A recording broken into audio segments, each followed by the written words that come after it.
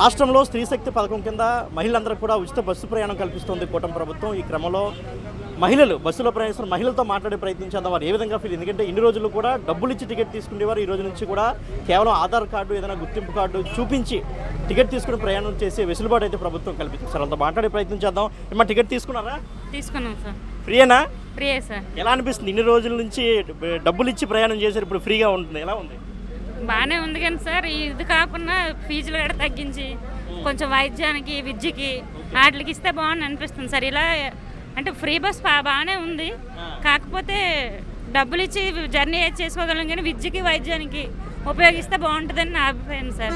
Salaries పెంచితే కొంచెం బాగుంటుందని సార్ పోలీస్ డిపార్ట్మెంట్కి. మీకు ఎలా అనిపిస్తుందమ్మా? చాలా హ్యాపీగా ఉంది సార్. హ్యాపీగా ఉందా? చాలా బాగుంది స్కీమ్ కూడా.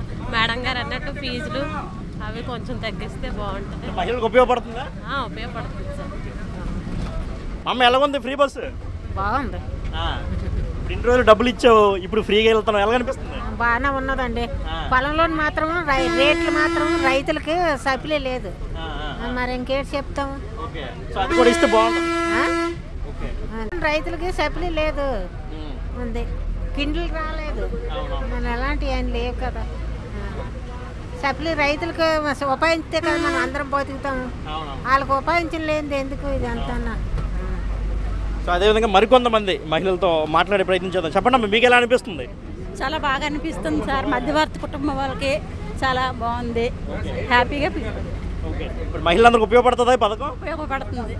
చాలా మంది ఉన్నారు, పేదవాళ్ళు ఉంటారు, అందరూ ఎక్కడికైనా వెళ్ళవలసి ఉంటే వెళ్ళలేరు కదా. ఒక కుటుంబంలో ఉన్న వాళ్ళు చాలా హెల్ప్ఫుల్గా ఉంది.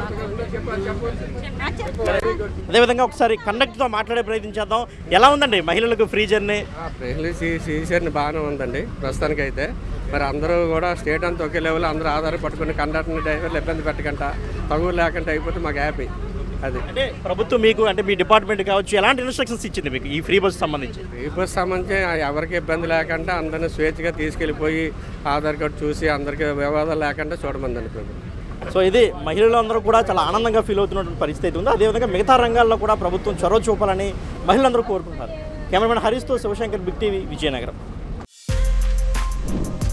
For more videos like this, subscribe Big TV channel.